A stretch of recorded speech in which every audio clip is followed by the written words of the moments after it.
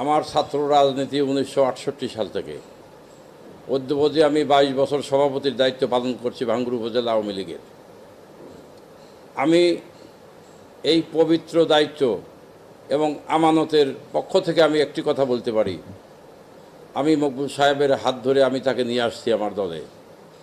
সে আমি নিয়ে আসছি তাকে।